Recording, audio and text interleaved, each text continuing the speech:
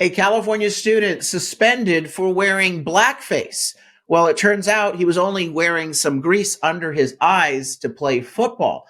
We got that story. Also, coverage of local ballot measures that will be on the ballot in the March 2024 primary. All that and more coming up.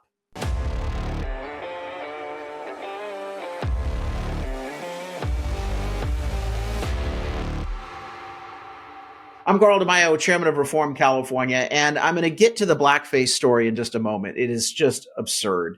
But I want to start out with our voter guide because we've been covering Proposition 1, which is the fatally flawed statewide initiative. There's only one statewide initiative on your ballot, Prop 1, and we urge a no vote on it. It's a sham initiative designed to fool people into thinking that we're going to solve homelessness when in fact it's going to give rich developers a lot of taxpayer money to build government subsidized welfare housing projects in your neighborhood, and there's nothing you'll be able to do about it. So we urge a no vote on that statewide measure. But I want to talk very briefly about local ballot measures that we're covering on our Reform California Plain English Voter Guide.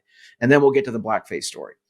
Real quick, if you want to get access to our Reform California Plain English Voter Guide, we have comprehensive coverage of all the initiatives on your ballot, as well as all the candidate races. We go and we evaluate candidates from U.S. Senate all the way down to your local races, school board, judge races, city council races. How do you get the voter guide? It's online. Go to electionguidecalifornia.org, electionguidecalifornia.org. Click on that website, and it'll take you to a page that has a breakdown. In fact, I'll go there right now, electionguidecalifornia.org. It goes to this page, California Statewide Voter Guide, San Diego County Voter Guide, Orange County Voter Guide. We have a voter guide for all the localities in California, the major ones.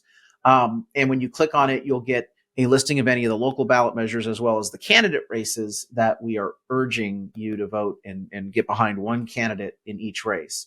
But let me talk about some of the local measures that are on the ballot. First and foremost, in Orange County, our priority local ballot race in Orange County is the recall effort that the far left-wing fringe groups have launched against two trustees at the Orange County School District, Orange County Unified School District. Rick Ledesma and Madison Minor are facing recall on the March 2024 primary. We urge strongly a no vote, no recall. These two school board members did their job. They stood up for kids. They stood up for parents. They stood up for what is right against controversial, politicized curriculum, inappropriate sex ed curriculum. And so we need to support them. So we urge a no vote on that recall. In Riverside, there is a cannabis tax. You're going to see a lot of cannabis taxes this year on your ballot. So I'm just picking one out of many that are on the ballot in the March primary. It's called the Riverside Cannabis Business Tax Measure.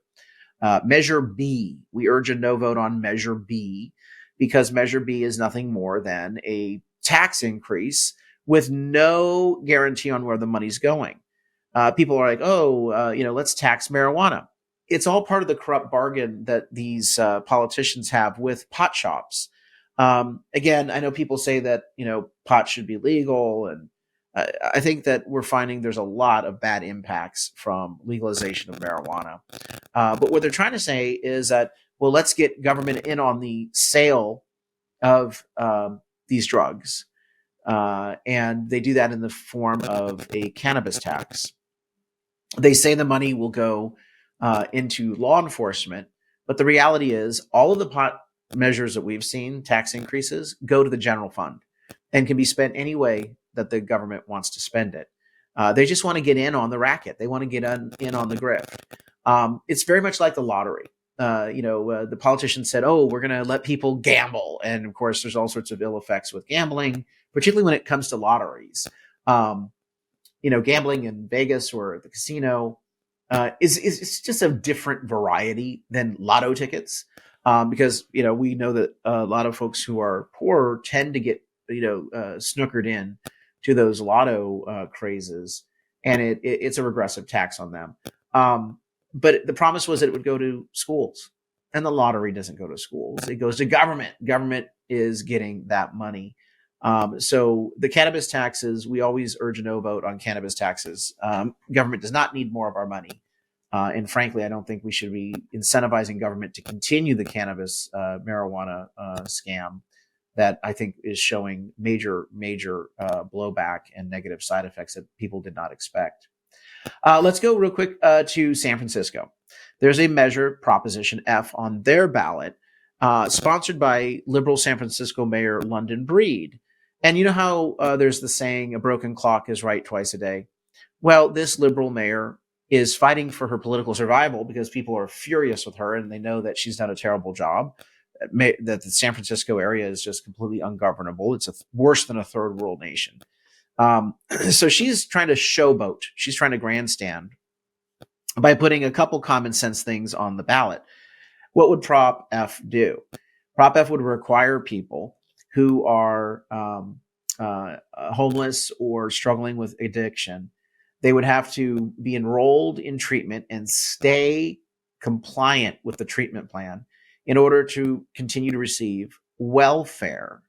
And of course, the city of San Francisco doesn't just, provide welfare benefits that the federal government, the state government provides. They have additional benefits that they give out that the county taxpayers are funding through higher taxes. So they do have the ability to say, well, for the local funds that we manage and control and have discretion on, we're not going to allow people to get those local welfare dollars if they are not compliant with their treatment plan, if they have a substance abuse problem. Again, I think this is a good idea. Don't get me wrong. If I were you in San Francisco, and probably not a whole lot of people are left in San Francisco besides homeless and drug dealers, I would vote yes on this. I would urge a yes vote. But of course, the far left is even campaigning against liberal San Francisco Mayor London Breed, and they're urging a no on Proposition F campaign. They say people with substance abuse, there's a stigma associated with it. Just give them the welfare. It's going to go in their vein or up their nose. I mean, let's just be blunt about this. And so vote yes on Prop F, but don't for a moment think that London Breed is somehow coming to her senses. She's a progressive far left wingnut, and frankly, your choices are dumber up there when it comes to that mayor's race. Real quick, I want to get to this controversial story right in my own backyard here in San Diego County, and it's just absurd. This is insanity. This is the left's woke, politically correct illness, and all the ill effects associated with this fetish, this fixation on race and race baiting, and everyone's a racist, and oh my goodness, there's hate crimes everywhere. No, I think that we are closer to Martin Luther King's vision than ever before, and I'm proud of Americans, proud of the fact that we are a post-racial country. We are a live and let live country. The only people I see racism flying around from is the Democrat politicians and the media. But okay, here it is.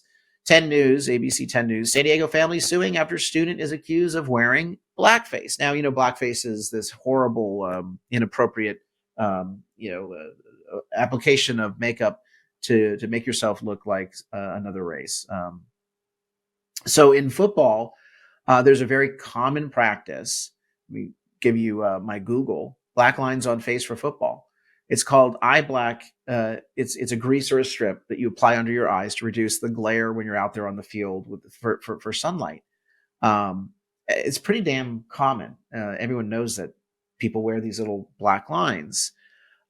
It's used in football, baseball, softball, lacrosse to mitigate the sunlight and even stadium floodlights. So, you got this young kid. You see this young kid? I don't know how old he is, but he's got to be in elementary school. He's 13 years old. There you are. He's in the middle school, Merlin's middle school, 8th grader. And they're accusing him of wearing blackface. The parents are suing because he was suspended from playing football and accused of being a racist. The kid's name is not public. It's just J.A. This is in the San Diego Unified School District, by the way. Let me see if I can play this video real quick. And we're getting wet. A local family is suing after they say their 8th grade son was wrongfully accused of wearing blackface. He was suspended as a result. New at 5, ABC 10 News reporter Natalie Chuck spoke with the family's attorney about what they say the boy was actually doing. You see the headline and it's kind of like, that can't be right. That can't be what actually happened. That was Karen Sweigart's reaction when she heard an 8th grade boy at Muirlands Middle School was suspended after he was accused of wearing blackface at a football game. A lot of black grease on his face. I will give you that. But he's at a football game, for goodness sakes. It's not like he put blackface on and decided to show up at homecoming or some sort of a school event or in the classroom. He is out on the field playing football. And that's where you can tell a kid, Sonny, you might have put too much on. It only needs to be up here to get the glare off. That would be the appropriate advice, corrective action, counsel. But they accused him of being a racist. Game. Now she is the attorney representing the student's family who is suing the principal and superintendent over it. The boy is being referred to as J.A. to protect his privacy. The lawsuit claims the paint you see on J.A.'s face in this picture is, quote, warrior eye black because it is frequently worn by professional athletes he admires. A couple days later, J.A. was temporarily suspended from school and banned from any San Diego Unified School District sporting events. Now, this all started here back in October. The 13-year-old came here to La Jolla High School to watch a football game. You can actually read in the complaint, it says J.A. did not have any eye black on his face when he arrived at the game.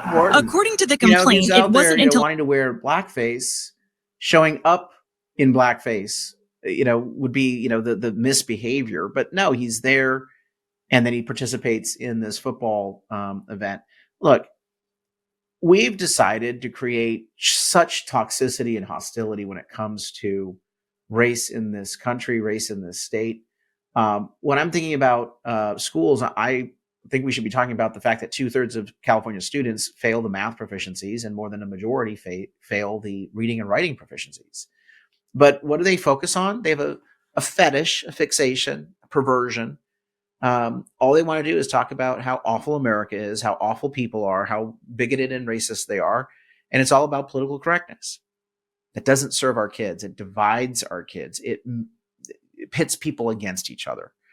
And so I hope the San Diego Unified School District has to pay out a massive sum, because then maybe that'll make for less salary hikes and pension spikes for the bureaucrats down there. It's why we fight at Reform California, to try to elect better leaders. It's why our voter guide is so important, because we cover school board races. So please go to reformcalifornia.org, check out the voter guide, and chip in a contribution. We can't do any of this work. I can't bring you this show each day at 5 o'clock. We can't win elections and flip seats without the help of supporters like you. So chip in a contribution of any amount today. We need it. Until next time, Carl DeMaio, Chairman of Reform California. Help us break through the censorship of the liberal media. Like this video, subscribe to this channel, and smash that notification button so you can stay up to date on all the developments in California news and politics. Also, please visit the website, reformcalifornia.org, for ongoing news coverage and to join one of our campaigns in the fight to take back our state. If you can, please sign up as a volunteer or chip in a contribution. This episode of Reform California with Carl DeMaio, paid for by Carl DeMaio for State Assembly 2024.